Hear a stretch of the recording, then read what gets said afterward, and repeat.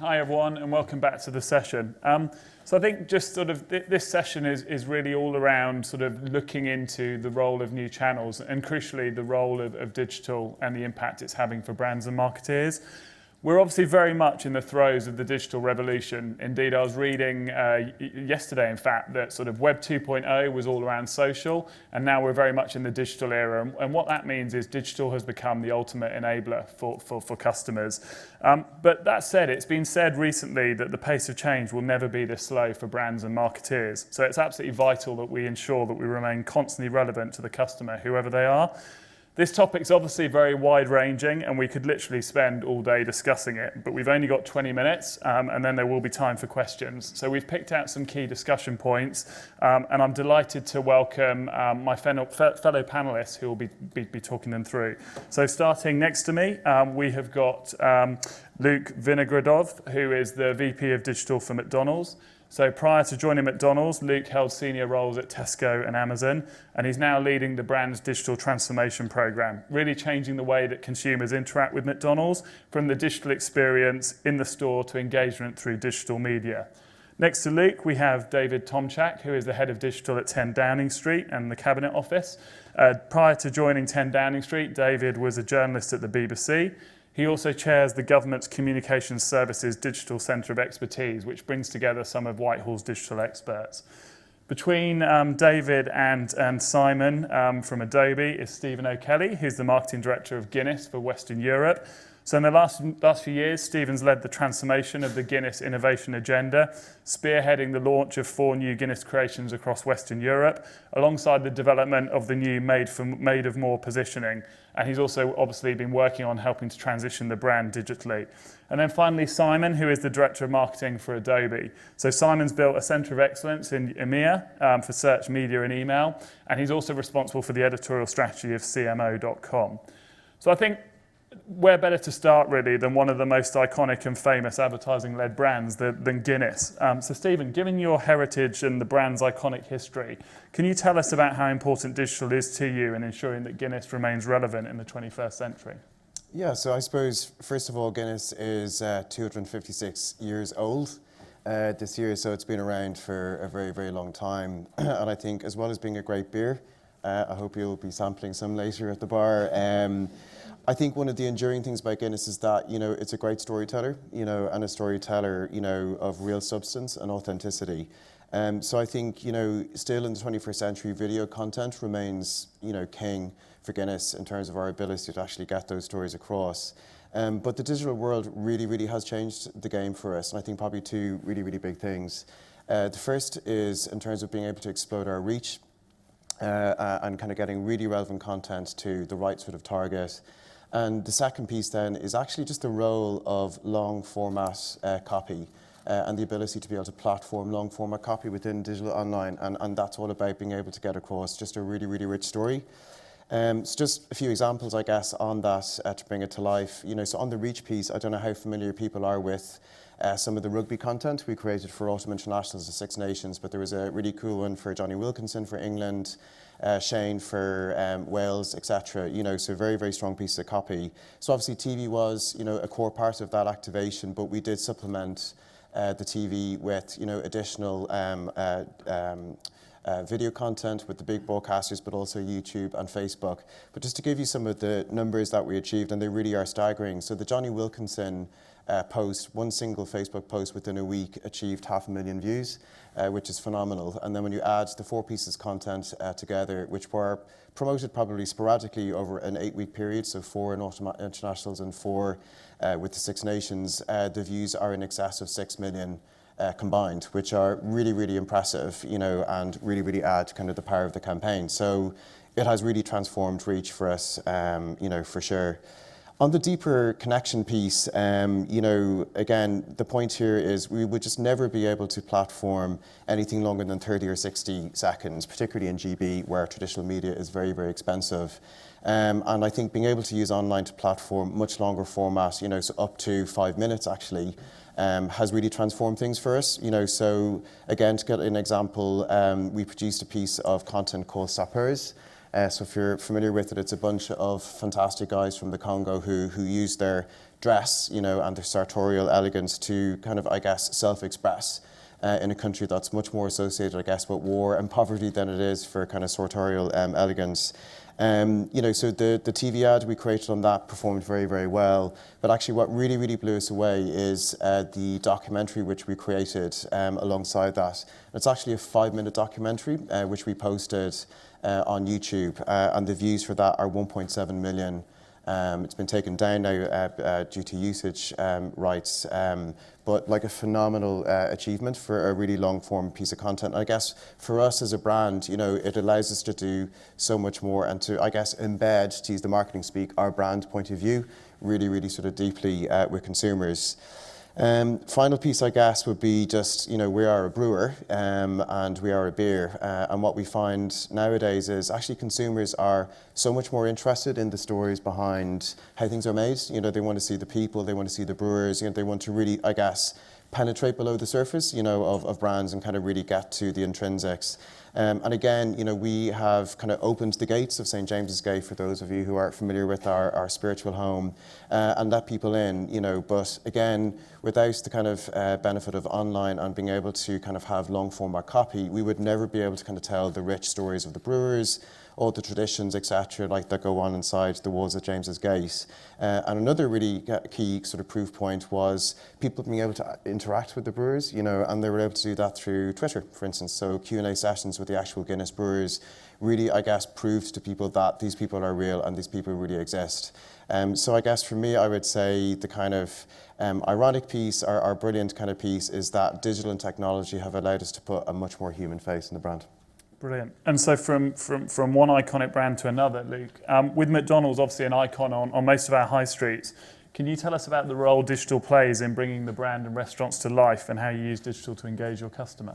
Absolutely. And I guess my perspective is also formed by the fact that I guess I'm the product guy on the panel rather than purely a marketing perspective there. So I guess for me, if I think about digital channels, yes, McDonald's comms channels. McDonald's is a brand, but we're also iconic products, but we're also a place and a set of places, and I think that actually makes the challenge you know, a little different for us in some ways.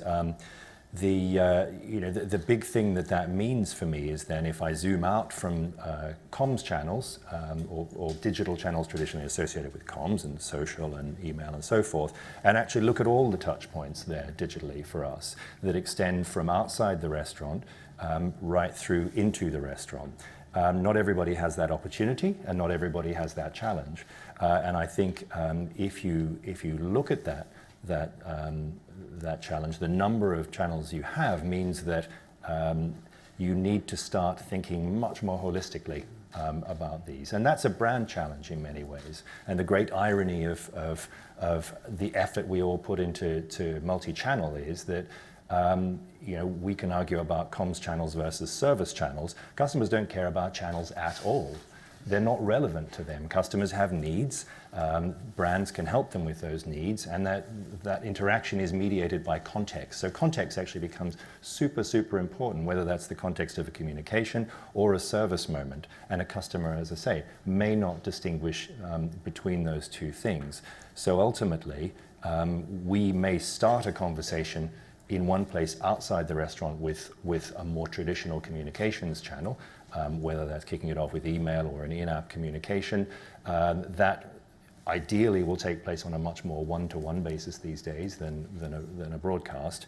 There may be an offer or a voucher involved in that, which a customer can then bring into the restaurant environment, where they interact with further touch points, whether those be physical or digital. In terms of digital, we're relatively early in our journey, though we do have a vast number of self-order kiosks in many of our restaurants, particularly in Europe, but increasingly around the world, and we do a very significant transaction volume through those. But we're also bringing to life mobile apps and web inside the restaurant as well. And then the complexity again of our model, think about the fact that conversation started with McDonald's, the brand, at a corporate and national and occasionally even global level. But the conversation finishes with an operator who may in fact be a franchise operator whose focus is not on brand building at a global level, but on actually running a tight ship and building an efficient operation. And so the challenge for us, I think, is how to stitch all that together in such a way that it adds up to a brand experience. And as I say, the distinction then between communications channels and other touch points and experiences of the brand starts to become a little artificial. So Simon, talk about stitching things together for sort of one of the world's largest software companies like Adobe. Digital may seem like an obvious channel for you, but can you talk about some of the challenges you've faced as you've embarked on your digital strategy and ultimately how you're using digital to engage with a new customer? Sure. Well, Adobe's gone on an enormous transformation over the last few years. A lot of people kind of know the company for helping brands create beautiful content. But about 5 or 6 years ago, that is all we did. It was the creative company, and in terms of our kind of go-to-market model, it was producing boxed products. We'd have big launches every couple of years, and there'd be a lot of noise around that launch and build up to it. But that was it, and we made the decision that we wanted to kind of extend the kind of art of content creation and add to it the science of being able to how to monetize that. So we acquired Omniture back in 2009, and that started the building out of our digital marketing technology portfolio. At the same time, we moved our entire creative business from being this kind of boxed product business to the cloud. And now we only sell subscriptions to the Creative Cloud. And I think just one of those transformations in their own right would have been a huge change for the company, but having the two happen at the same time really forced the marketing organization to transform. And we now spend over 74% of our marketing budget on digital, which even for a software company is kind of way above the kind of industry average. And that's changed everything for the company, both in terms of what we can measure, but how quickly we can get to those key insights. In terms of some of the challenges, they really kind of relate to a lot of what's been discussed already today. So bringing new skills into the organization. Sure, you need to maintain great creative talent, but you need a whole new range of skills in the organization that has been covered. Database analyst, data scientist seems to be the kind of the hip term now. I think, from our perspective, we're trying to find great data scientists, data analysts, but who are also great storytellers, so they can bring the analytics to life. Testing, we had to change our culture. The culture used to be one where waiting for to perfection was the norm. We had to change that to kind of continuous testing and learning and implementing. And we went from running like 3 to 5 tests per week to 15 to 20 tests per week. I'm thinking predominantly around the website. The other area that's been really important is governance. Haven't heard that mentioned too much today, but governance has been hugely important for Adobe, particularly when you're a global company and there needs to be governance around what tests you can run, what parts of the website you can change, and the creative you can change, because if you kind of just let everybody run loose, then the brand identity will get ruined. So have some clear governance around testing, whether it's a website or email or any other area. And I think the final kind of change that we've had to kind of learn quickly is this always-on discipline. Marketing is now an always-on discipline. Your customers expect you to react really quickly, as well as having an authentic voice in the market. So that's driven a huge amount of change in the organization.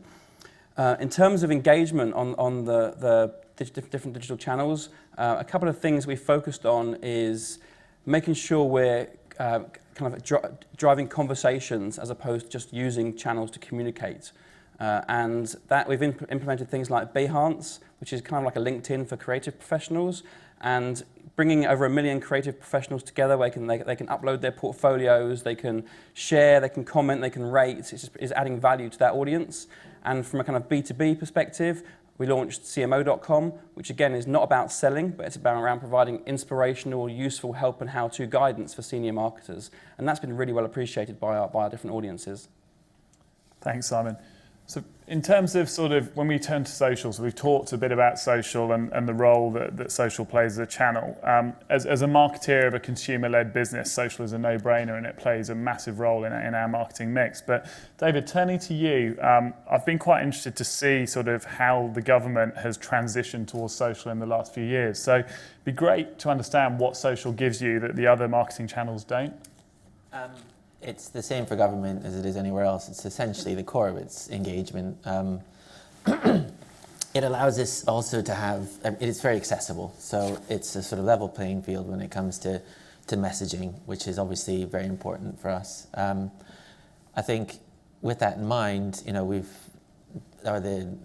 government channels have slowly been evolving over time to take that into consideration. So a couple of years back, the decision was made to announce all new cabinet posts or cabinet changes through Twitter, which was in keeping with what I just said. This election was the first fully social election from the government's perspective. So I actually joined 3 days before the election, which was a very challenging time to join.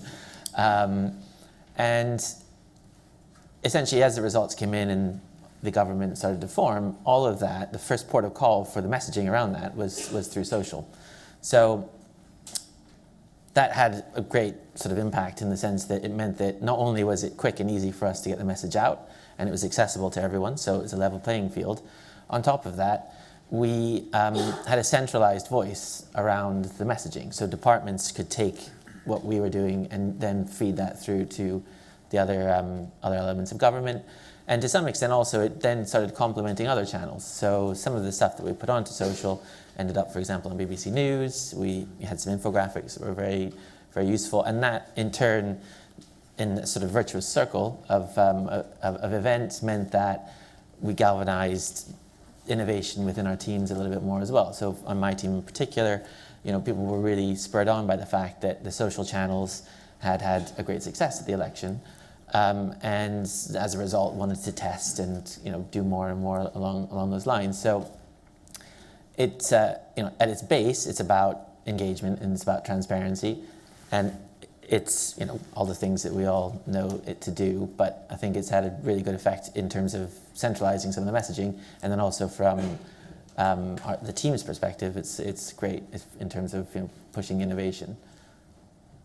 And Lee, you talked about the multiple touch points, both in terms of within restaurants, but also within that brand journey and also within the digital experience, whether that's physical or more purely digital.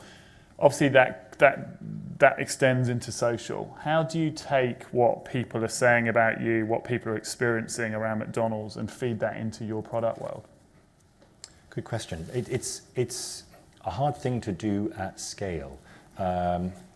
Not because there isn't enough data out there, quite the opposite. There is so much data that knowing where to start is probably part of the challenge there. But I think also to try to gain insight that's genuinely meaningful for that. So there's a couple of different sort of sides to this, the more passive or listening orientation versus a more interactive or I guess a conversational interactive piece.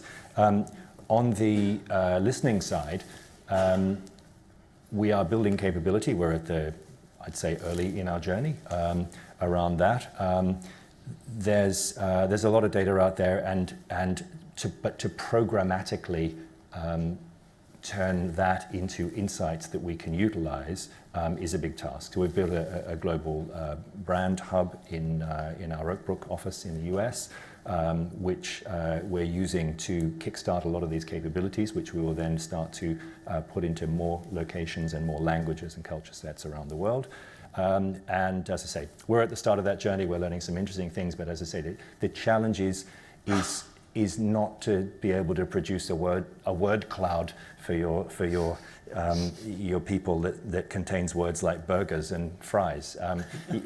Yes, people are having those conversations, but in terms of doing something good for them, you need more than that. And so what I'll say about that piece is it's tough. On the more active or interactive side, that's been very interesting because in some cases that's mediated specifically by social channels, but in other cases it's inspired by social channels. For those of you who are not aware, there is a very creative and a very energetic menu hacking community out there who interact with presumably a number of different brands, but particularly with McDonald's. They make their own stuff. out of our food in the restaurant sometimes. They photograph it, they document it, they share it, they exchange ideas about it, and occasionally they ask for it. They want this served. So our German colleagues actually kicked off a little while ago a promotional initiative called Meinburger, just like it sounds, where you could design your own burger, you could share that. You could compete. If you won the competition, you got that in production for a little while. But what was interesting there, I mean, you could see that as a classic competition mechanic, well pre-social and digital. But you can really see it come to life in an era where it's easy to share. It's much more visible what's going on there. And indeed, when we reran that promotion, which was very successful, we changed some of the mechanics to make it more regional in its nature. So again, while the classic competition mentality is probably a national thing that's really big, actually people interact on a more human level within their communities. So in fact, when we brought that down to state or regional level, people competed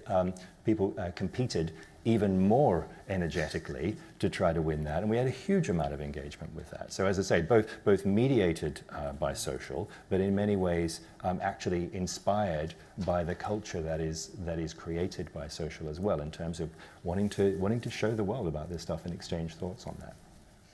And I think any conversation around social is always going to lead to data, and indeed, sort of Luke, you alluded to it. But I think the biggest challenge facing us as marketeers, or one of the biggest, obviously there's a number, is the flow and deluge of data across any organisation to ensure that everyone's collecting lots of data, but we really need to think about how we're filtering it, listening to it, and ultimately using it to help make our comms more effective.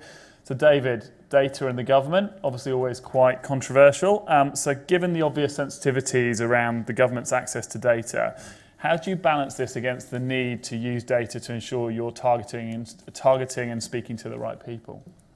So I think everyone in this room will agree that data is awesome, it's fantastic, right? And the questions that we all face are around how do we use it effectively and appropriately. And of course, the same applies for government. Other things that are amazing are things like privacy and openness, right? So those are the challenges that face government. And there are some fairly strict rules around how we can use data, not surprisingly, to incorporate things like privacy and openness and transparency. So the government website, there is only one now, gov.uk, for those of you who don't know, and it's an amalgamation of many sites a few years back that was brought under one umbrella group, has no cookies. Now, from a marketing perspective, that is a very difficult challenge, obviously. But in terms of transparency and privacy, it makes life a lot easier. So the focus of that site is really on utility, and the way that we look at some of the successes for that site, for example, are more around how useful has it been for people. So that helpfully also, though, takes out this issue of are we monitoring when we shouldn't be. So that part of the equation is a little bit easier. In terms of social, we look at any private data that's out there. We don't do anything that's not public data, that's what I meant to say. We look at public data. But it's done in the context of helping with campaigns primarily. So we'll look at key influencers, people essentially with blue ticks, and try and essentially find out where conversations are. Sometimes it's for rebuttal, but often it's really for any spend that we have to do when we're working on campaigns on social. So ultimately what I'm trying to say is the idea is that if we look at social properly, we can save a little bit on spend that we have for campaigns. And Luke, you sort of touched on data in your previous answer, but can you sort of give more an overview of what your approach is to data, and how do you ensure that you're not deluged by it and that you're actually able to pick out the nuggets of data that is actionable? Yeah, again, this is a key challenge. I think particularly for organizations that weren't born digital, you've got a few things, and I'm not necessarily talking about my own company here, actually, but I think a lot of you will recognize this behaviors of data. What's data? What's data? What's data? And then, data. And there's a kid in a candy store element to that. And We know if you have too many sweeties, you can end up with a tummy ache. And I think there are process and tools to help you get to the right things there, and everybody's got their own approach to that. But for me, I think I want to highlight the cultural element to that, and I think the key is in the word actionable. If you have a culture that encourages experimentation on the one hand, but also encourages hypothesis forming and gathering data against a hypothesis. I think I would rather be in a culture that pursued one idea well, rather than 10 things against a wall, and then you're so worried about what's going to stick that the energy goes into managing that rather than actually the learning piece. And so for me, I think it's the important part is the cultural piece that says, form some hypotheses, go out, chip away at those problems, and get there piece by piece. But do it strategically in a way that says, okay, if we can unlock this, then actually this points in the direction of another 10 things that may actually be useful in terms of genuinely providing, something effective, but also useful for customers. And I think if you can orient any of those hypotheses around, at the end of the day, if I can answer this question, will this enable me to serve customers better, then you're in a good place. So Simon, here's a stat for you. I understand that your digital marketing technology processed over 30 trillion transactions. That's obviously a lot of data. That was just in last year as well. How do you capitalize on all of that? So yes, that is a lot of data. You're absolutely right. And if I go back to the comment that was made by the chap from Accenture right this morning, he spoke about uncovering your diamond internally, and this kind of became our diamond.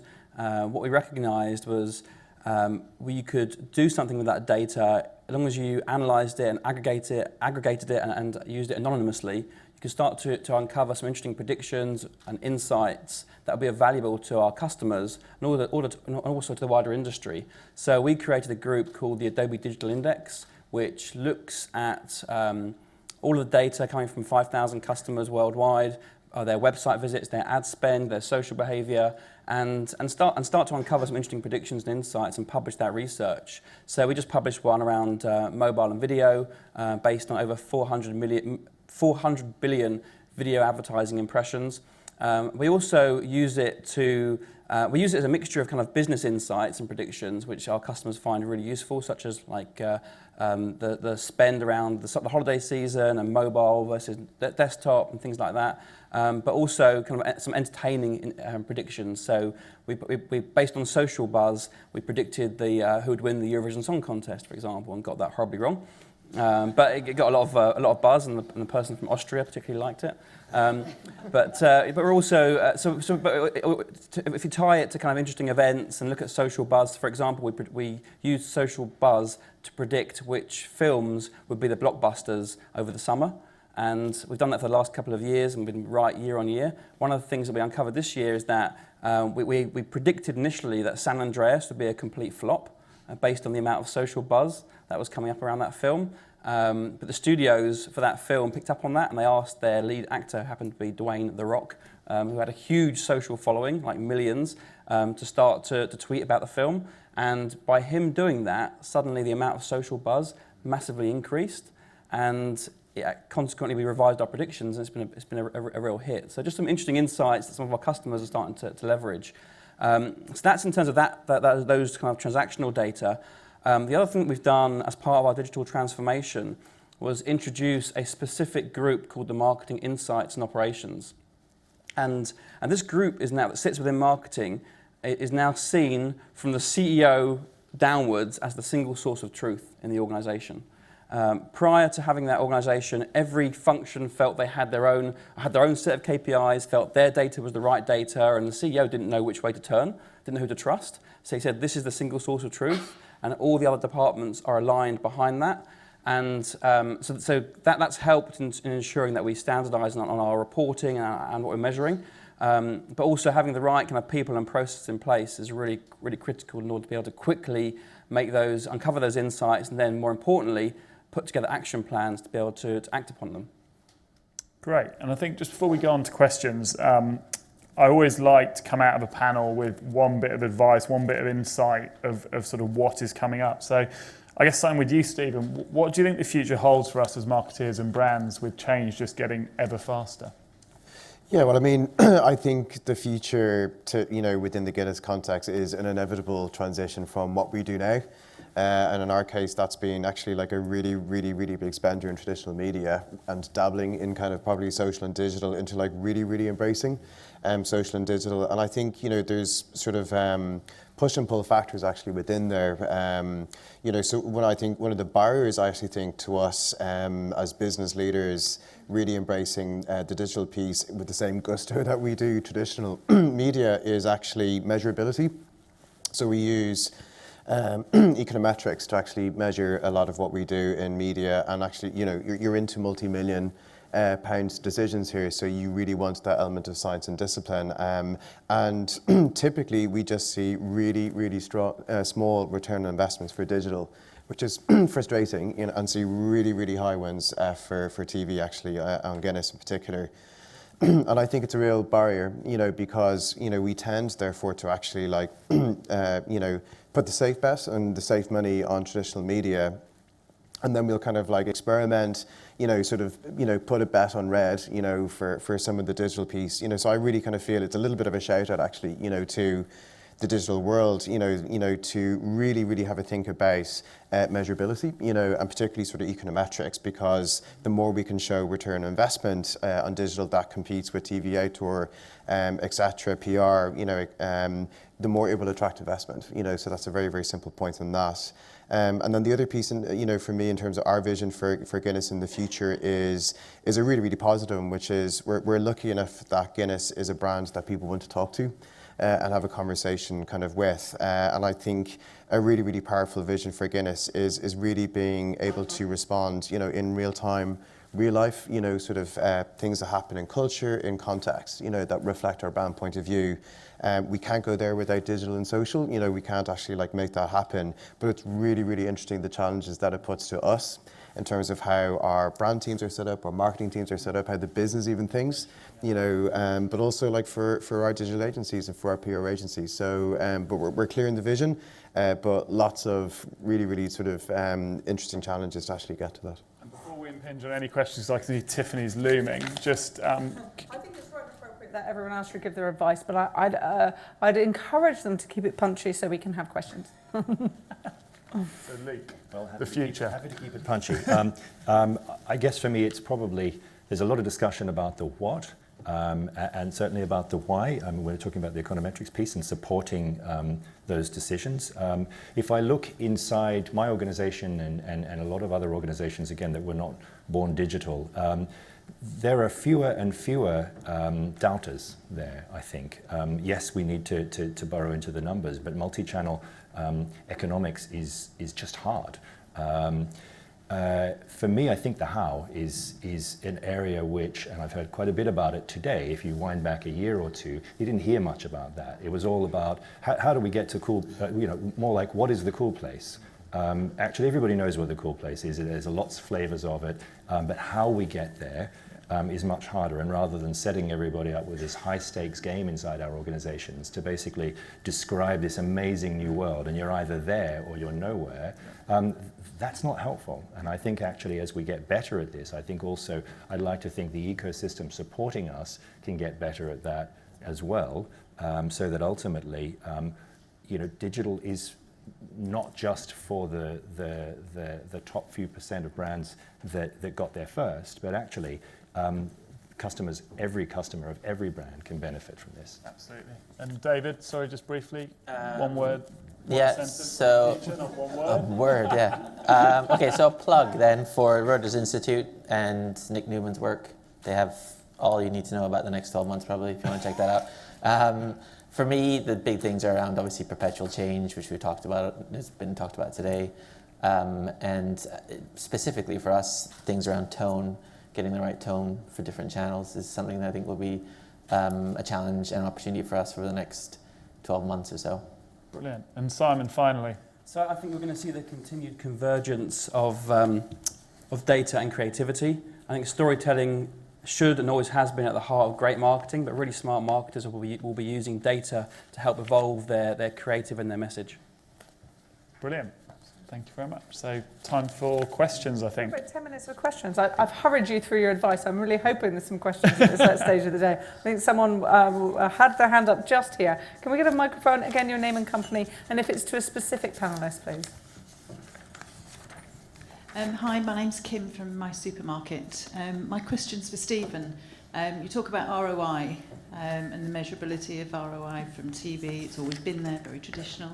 I think I agree with you, but I also, my question is why and how that definition is. Is it because you're not getting the information from the retailers in terms of the information on the sales that are being driven through to the stores? So we work with D2D. They're the sort of econometrics company that we work with. No, we're getting the information through. I think it's a bit like what the guy said, is that it is I think it's an element of what digital is that it is just much more fragmented. I think TV, outdoor and radio and PR have been around for a long time, and there's kind of established methodology. There's just a way to do it. So I definitely don't have the answer, to what this is, but it's just certainly an observation from me that we see really, really horrendously low ROIs on digital, and it's almost like a question on, I think that's as much about how we track and measure as actually what's the real impact. We still continue to invest behind digital and online, but I think as we step into investing more and more and more, there's a definite push-pull factor there, which is around the methodology. Yeah. Thank you. There's a gentleman at the back there, please. It's just a mic coming to you, sir. Colin Doubleday, Value Retail. Luke, your business model is obviously very distributed. We're sort of very knowledgeable about it, most of us. And obviously digital, especially social, I think it's distributed down almost to the outlet level. How do you sort of control the excesses of that, but still encourage that be good quality when you've probably got untrained staff and staff who are not motivated because it's not their job?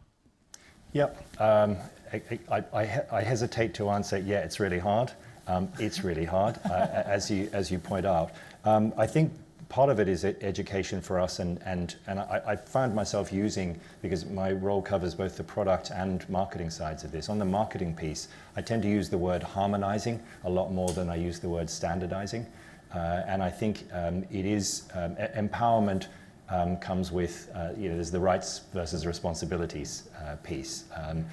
It's very important for us at brand level to recognize the energy that not only can be, but is being put in to engaging with customers at the individual franchisee and restaurant level in many cases. I don't think this is not a precise answer, but it's not about being heavy-handed and saying thou shalt not.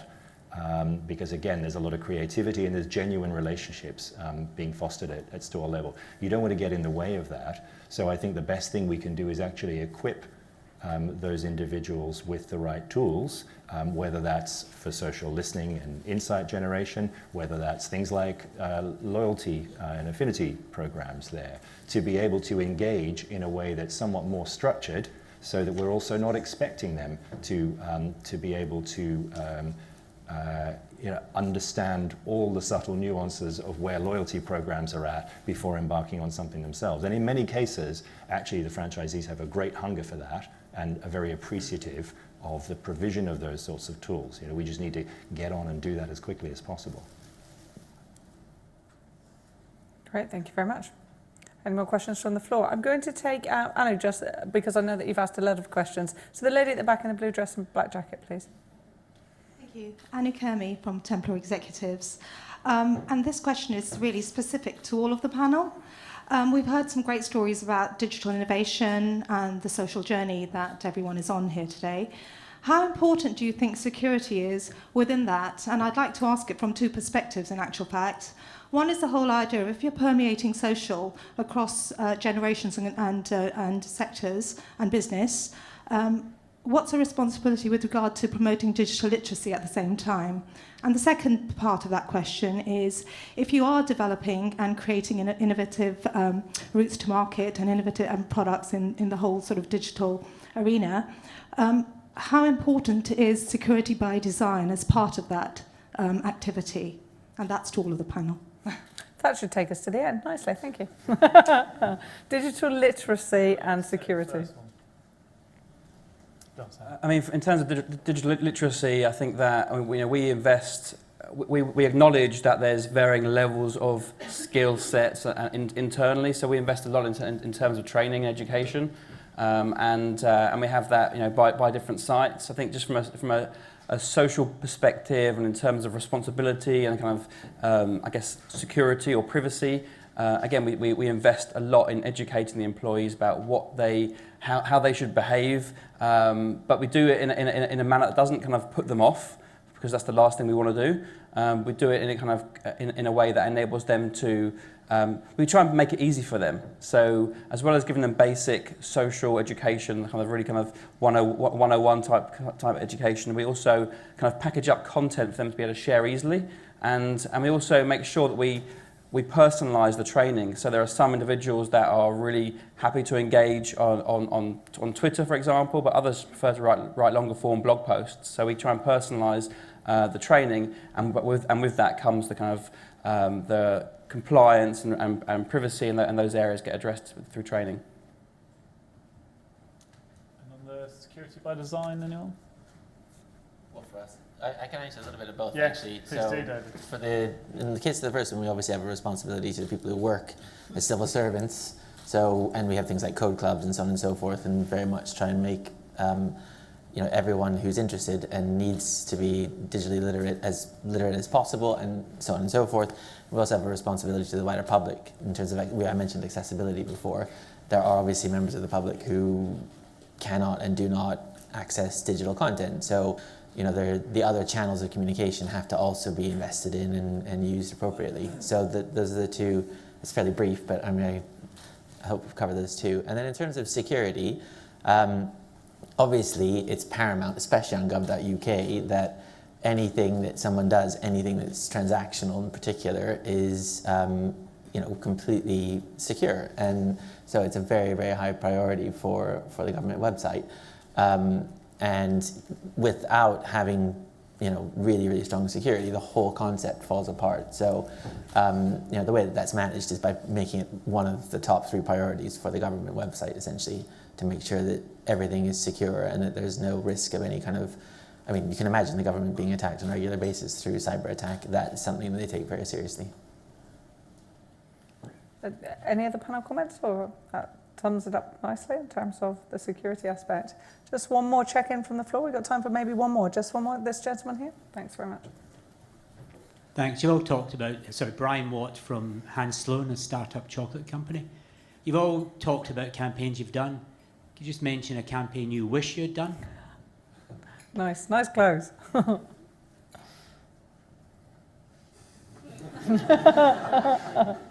Yeah, I can, absolutely. And they're sort of a competitor as well. But John Lewis, just the Christmas advertising this year, Monty, the full integration across channels. Christmas TV ads are now the Super Bowl, UK Super Bowl for advertising. Just the way they delivered that across channels, whether it was in store, whether it was through digital, whether it was through customer comms, whether it was on TV. Was fantastic. So I wish I was Craig, who was the marketing director behind that campaign. A great point to make, which brings us neatly to the end of your panel session. Can we have a big hand for Ben and his panel, please? Thank you very much.